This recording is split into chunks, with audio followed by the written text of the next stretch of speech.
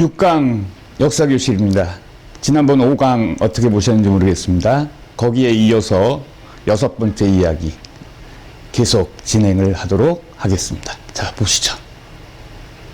자, 먹고 사는 문제가 가장 중심이 된다고 말씀을 드렸죠. 저나 여러분이나 어느 시대, 시, 공간을 초월해서 마찬가지일 겁니다. 그래서 권문세족이 엄청난 토지 변경을 불법적으로 했고요. 힘에 의해서 했기 때문에 국가에는 세금을 내지 않았고요.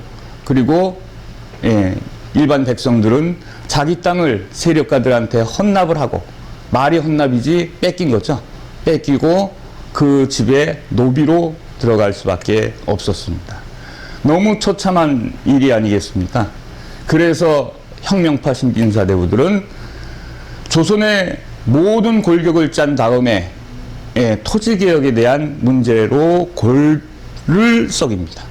과연 어떻게 할 것인가? 여러분, 정치적 권력을 빼앗기는 쉽습니다.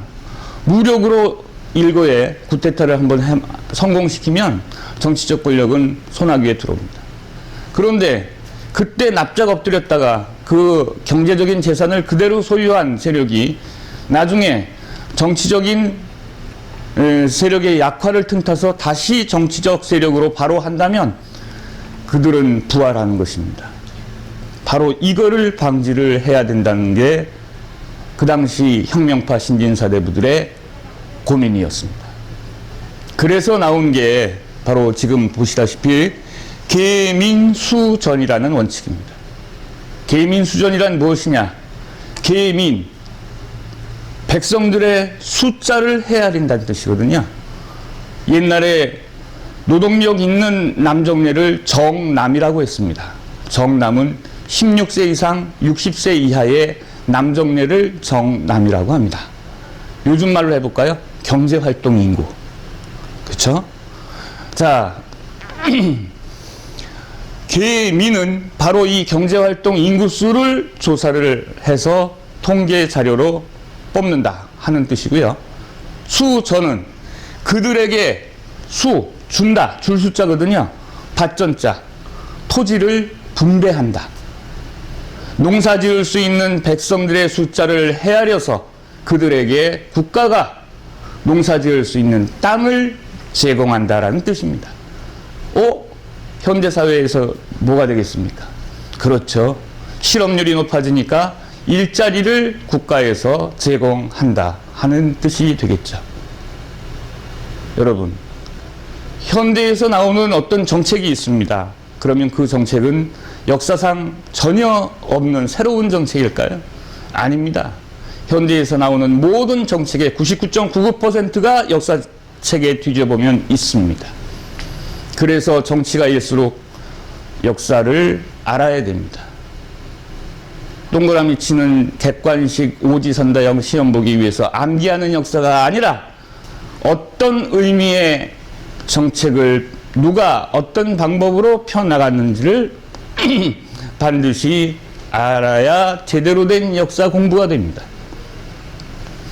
자, 계민수전을 하려면 계민은 인구조사를 제대로만 하면 됩니다.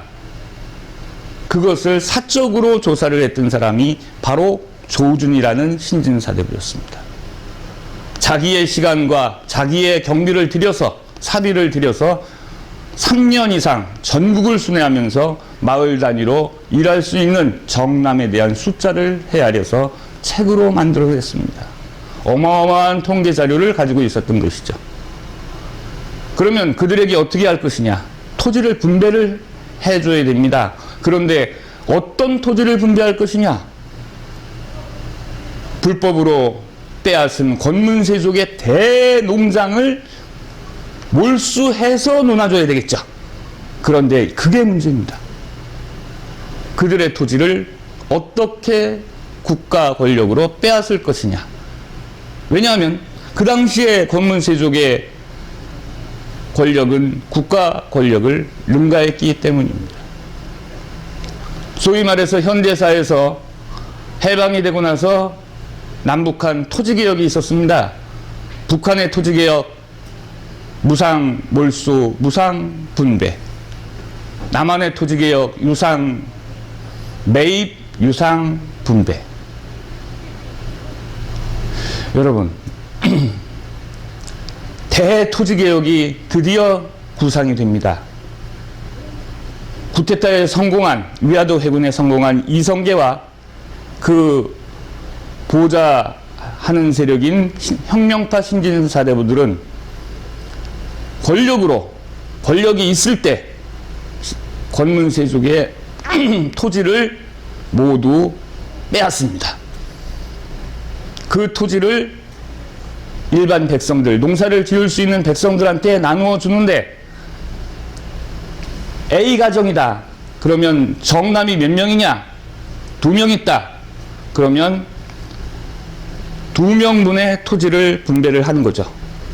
그리고 이 2명이 농사를 지어서 나오는 생산량의 10분의 1을 국가한테 바치면 90%는 자기게 됩니다. 얼마나 좋습니까?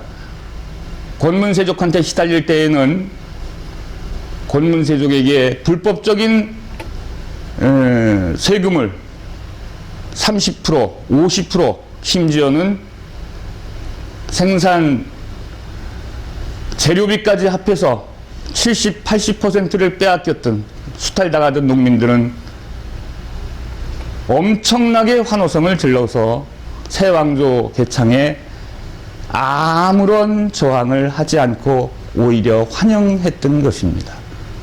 자, 그러면 계민수전에서 신진사대부들이 외쳤던 토지개혁은 정전법입니다. 자, 이 정전법은 중국 역사책에 2가지로 나옵니다. 하나는 중국 고대 주나라 시대 때의 이상적인 토지 공유제, 운물정자 정전제입니다. 이거는 동양사회에서 토지 공유제의 이상향으로 여겨지는 토지 제도가 되겠고, 실학자였던 정야경 선생의 여전제와 엇비슷한 그런 내용이 되는데, 보시겠습니다. 토지를 정사각형으로 구획을 합니다. 그리고 그 가운데에 한자로 우물정자를 넣어 보겠습니다. 우물정자를 똑같은 간격으로 넣으면 몇 개의 정사각형 토지가 구획이 됩니까? 9개죠. 이 땅을 8호 8가구한테 나눠주는 겁니다.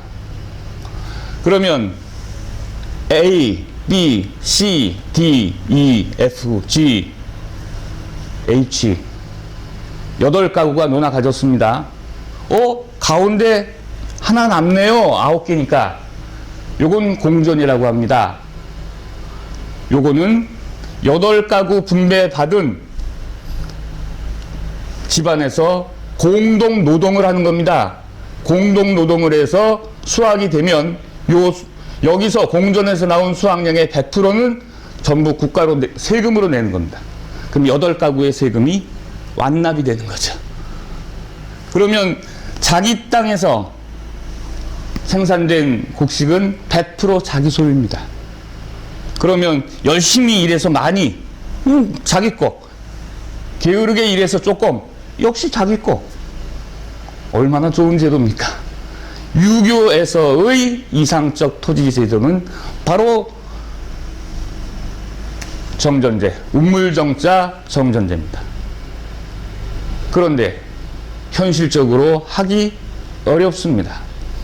그래서 그 대체 방법으로 나온 것이 갈쿠리 정자 정전제. 아까 말씀드렸습니다. 노동력 있는 남자를 뭐라고 불렀다고요? 정남. 정남 할 때 정이 갈쿠리 정이에요. 국가가 권력을 이용해서 빼앗은 불법적인 토지를 가지고 있는 권문세족에게 빼앗은 토지를 정남들에게 나누어 준다라는 개념이 바로 갈쿠리 정자 정전법입니다. 그럼 현실에 맞게 고려 말에 혁명파 신진사대부들이 추구했던 정전법은 오른쪽 갈풀이정자 정전법이 되겠죠. 정남 16세 이상 60세 이하의 남자에게 지급하는 토지를 정전이라고 했기 때문에 발음은 똑같습니다만 한자가 틀려요. 요 정전법을 시행하게 되는 것입니다. 그 이름을 뭐라고 했을까요? 그것이 공무원 시험 보신 분은 잘 아실 겁니다. 과전법이라고 따다다다 외우신 바로 그 과전법이 원리가 구상이 여기에서 나온 것입니다. 그래서 1391년 과전법이 드디어 공포됩니다. 세상이 뒤바뀌는 순간이었습니다. 먹고 사는 문제가 해결되는, 백성들의 입장에서는 먹고 사는 문제가 해결되는, 그리고 국가 입장에서는 백성들을 국가가 컨트롤 못하고 세력가인 권문세족에게 휘달렸던 그 불법적인 권력을 국가가 다시 회수하는, 환수하는 결정적 계기가 되었던 것이 과전법의 실시라는 토지개혁이었습니다. 누구 머릿속에서 나왔다고요? 조준이라는 경제 전문가 머릿속에서 나왔던 것입니다. 우리나라 산업화에서 경제부총리 제도가 있었습니다. 여러분, 듣고 보니까 경제부총리 제도를 왜 만들었는지 이해 가시죠? 먹고 사는 문제 해결되지 않으면 나머지는 다 깨져요. 연도를 잠시 살펴보겠습니다. 여러분들은 외우시지 않아도 됩니다. 권력을 빼앗는 위화도 회군은 1388년입니다. 그로부터 3년 뒤에 그 권력을 빼앗은 그 힘으로 과전법이라는 토지개혁을 성공시킵니다. 고려왕조 아직 안 망했죠. 만약에 1388년 위화도 회군만을 가지고 역성혁명을 했다면, 왕조를 교체를 했다면 백성들은 엄청난 반발을 했을 수도 있을 것입니다.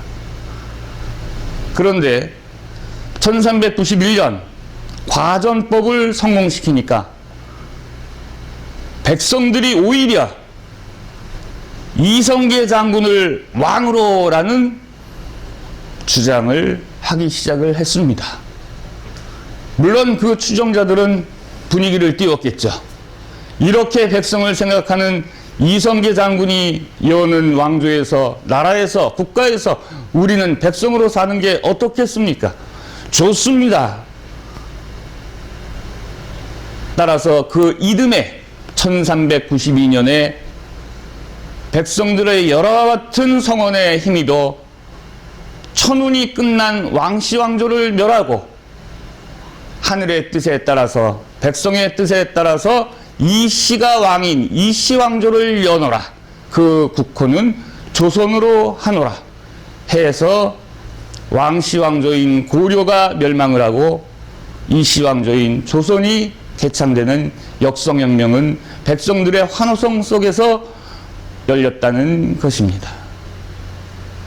여러분, 단순하게 권력 교체가 아닙니다. 세상이 바뀌는 것입니다. 자, 넘겨주시죠. 토지제도 문란, 금방 제가 말로 거의 다 말씀을 드렸습니다만 그 증거 자료를 사진으로 제가 뽑아봤습니다.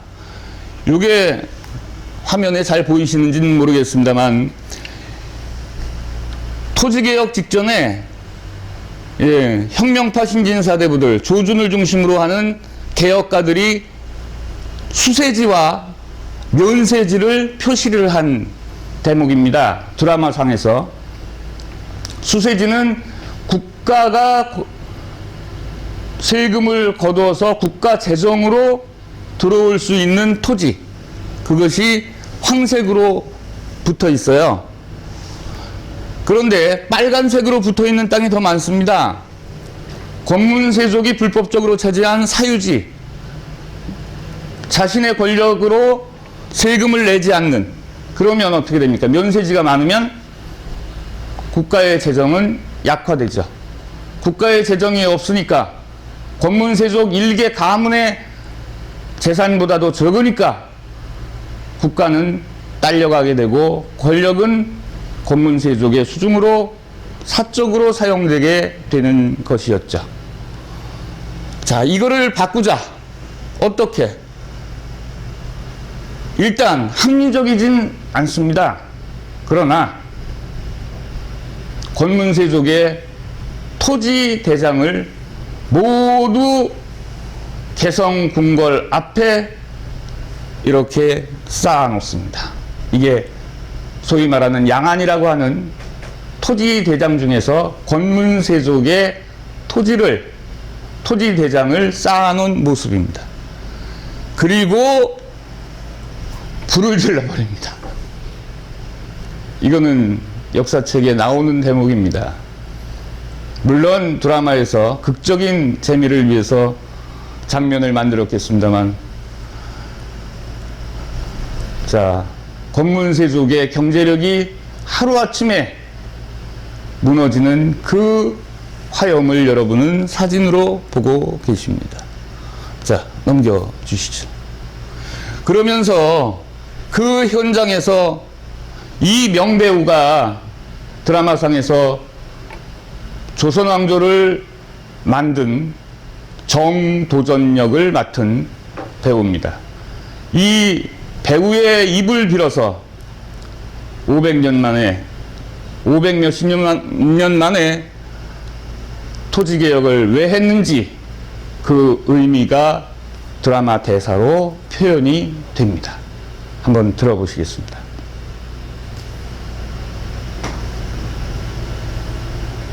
탄핵하고 유배를 보냈소이다. 바로 이것들 때문이었어.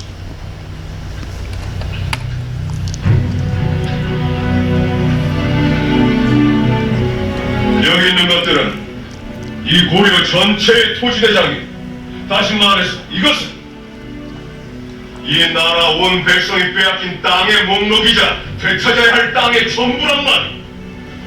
이 토지대장에 적힌 단지 몇십 자의 글자, 여러분은 일평생을 입은 땅을 이루고 고향에서 쫓겨나 낯선 땅을 헤매고 있는 것이. 자, 여기 가련지구와 토지견병으로 얽힌 고려의 토지대장이 있고, 또 도화전에 이만큼의 새로운 양전자료가 있어. 60만 결의 양전자료. 물론 이것이 다가 아니나 우리는 힘겹게 여기까지 왔어. 그 양전자료들을 바탕으로 토지개혁에 착수한다면 빼앗긴 토지의 대부분을 되찾을 수 있고, 조세는 단지 10분의 1만 내면 될 것이며,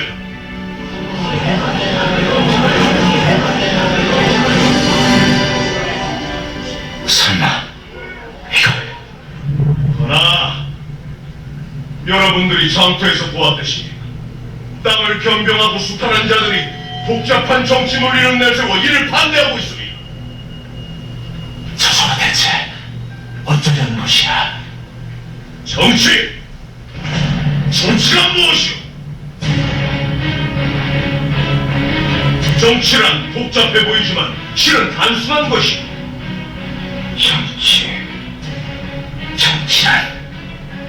정치란 나눔이, 분배. 정치의 문제란 결국 누구에게 걷어서 누구에게 주는가, 누구에게 빼앗아 누구를 채워주는가. 당신들은 누구에게 빼앗아 왔고 누구의 배를 채웠소이까?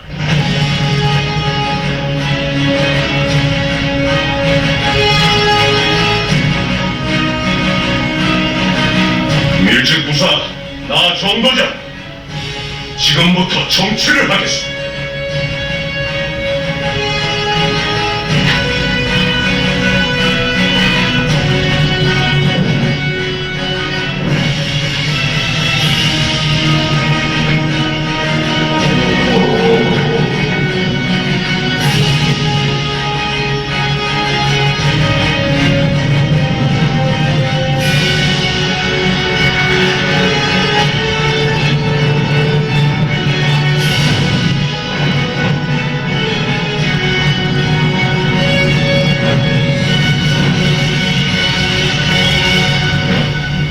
이 나라의 땅은 500년간의 가련주구와 경병과 소탈로 썩어 문드러진 땅이요.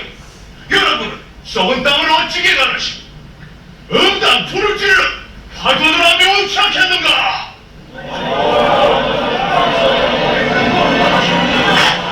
화전? 뭐라? 저가 지금 뭐라는 것인가?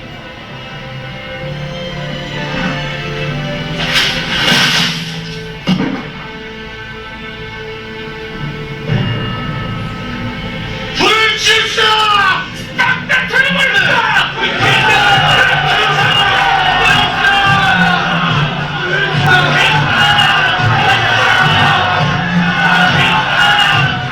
이것이 돌이킬 수 없는 일.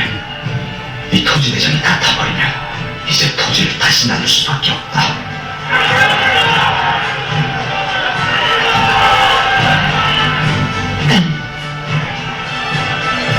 누가 불을 지르시겠소?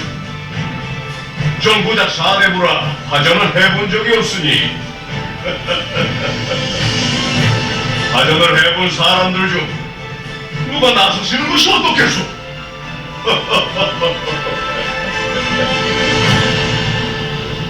화전을 해본 사람도 좋지만 불을 지르는 일입니다. 불도 질러본 사람이 더 잘 지르지 않겠습니까?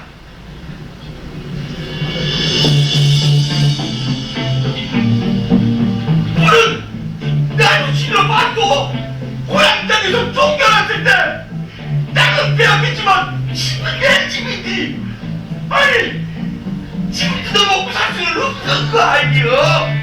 그래서 불을 확 싸질러버리고는 따라왔어. 아 나도 그랬어. 현장계가 들어본 사람이요. 아야 우리 들어본 있어.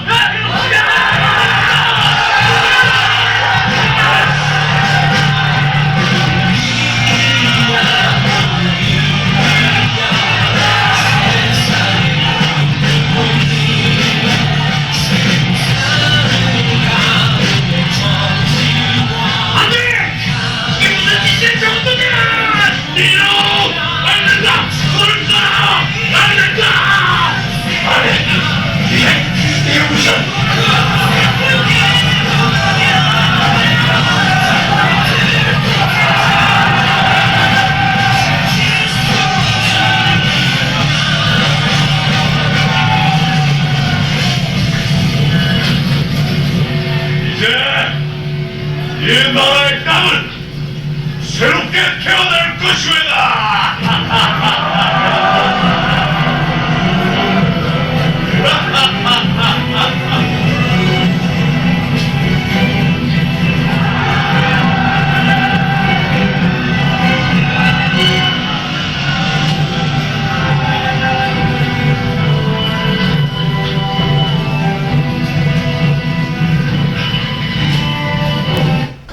예, 이렇게 해서 과전법은 성공을 했고 그 이듬해에 역성혁명은 완수가 됐습니다. 여러분, 고려에서 조선이 왔습니다. 그렇다고 해서 고려를 통째로 나쁜 왕조라고 하시면 안 됩니다. 고려 말에 어떤 왕조건 어떤 국가건 말기에는 썩어서 멸망을 하게 되기 때문입니다. 자, 고려에서 조선으로 넘어오면서 세계 최초로 귀족제도가 사라집니다. 여러분, 양반이라는 것은 귀족이 아닌 거 아시죠? 경복궁 근전전이 있습니다. 그러면 조회를 쓸 때, 요건 경복궁은 아닙니다만 왕이 여기 앉아 계시죠? 남쪽을 보고 앉아 계십니다. 그러면 동쪽은 이게 품계석이거든요. 정일품, 종일품, 정이품, 종이품에서 벼슬아치들이 순서적으로 쭉 쓰게 되는데, 이 동쪽에는 문반이 쓰고요. 서쪽에는 무반이 씁니다. 그러면 동반, 서반, 즉 문반, 무반 합해서 양반이라고 하는 것입니다. 그러니까 양반이라고 하는 것은 지금 말로 얘기하면 공무원이라는 뜻입니다. 그러면 공무원 시험제도는 우리나라에서 언제 생겼냐? 고려시대 4대 광종 때 과거제도 시작이 우리나라 공무원 시험제도의 시작입니다. 공무원으로 뽑힌 지식인들이 나라를 운영했다는 것입니다. 그것이 양반제도입니다. 고려시대에도 물론 양반이 있었죠. 그런데 그 양반이 될 수 있는 사람들은 혈통적으로 귀족만 될 수 있었다는 뜻이죠. 조선사회는 평민 이상이면 누구나 자신의 실력만 갈고 닦으면 양반으로 진출할 수 있었고, 세습신분인 귀족제도는 완전히 폐지된 상태에서 조선왕조가 열렸다는 것입니다. 혈연제도인 귀족제도가 있는 상태에서 관리를 뽑는 것과 세습 혈연제도인 귀족 신분이 없는 상태에서 관리를 양반을 뽑는 것과는 다른 것이죠. 귀족제도는 혈연적 세습 신분이고, 양반제도는 성취 신분입니다. 물론 조선 중기 이후에 넘어가서 실질적으로 성취 신분인 양반이 군역제도의 변천으로 말미암아 세습 신분으로 바뀌긴 합니다. 그러나 귀족제도는 아닙니다. 얼마나 자랑스럽습니까? 15세기 전 세계 지구본을 돌려보세요. 귀족제도를 혁파시킨 나라가 있는가?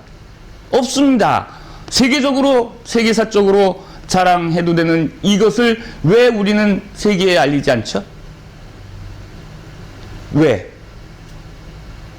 글쎄요. 자, 그 다음 지금 금방 말씀드린 겁니다. 양반은 공무원, 성취 신분이라는 거. 그 다음에 여러분이 너무도 잘 아시는 소크라테스, 플라톤, 아리스토텔레스는 알렉산더 대왕의 가정교사였다 라고 알고 계시면서도 플라톤의 철인정치, 철학자들이 정치를 해야 된다. 여기서의 철학자는 지식인을 뜻하는 것이죠. 그 국가를 운영하는 모든 관리들이 지식인이 되어서 그 지식인들에 의해서 국가가 운영돼야 된다는 게 철인정치거든요. 이거를 전 세계에서 유일하게 달성한 나라는 우리 조선의 양반사회밖에 없다는 것입니다. 누가 했습니까? 이런 장점이 있기에 우리는 나라를 세우면, 왕조를 세우면 고려왕조 474년, 조선왕조 518년, 이게 장난의 역사가 아닙니다. 중국은 나라를 세우면 아무리 길어도 200년, 300년 넘기 힘듭니다. 덩치가 커서 그렇다고요? 아니죠. 우리가 뭔가 작아도 장점을 가지고 있다는 뜻이겠죠. 그런 장점을 분석해서 우리 국민들한테 자부심을 느끼게 하고, 그 자부심은 국가 발전의 원천으로 사용이 돼야 되는데 아직도 일제의 식민사관에서 벗어나지 못하시겠습니까? 여기서 마치겠습니다. 감사합니다.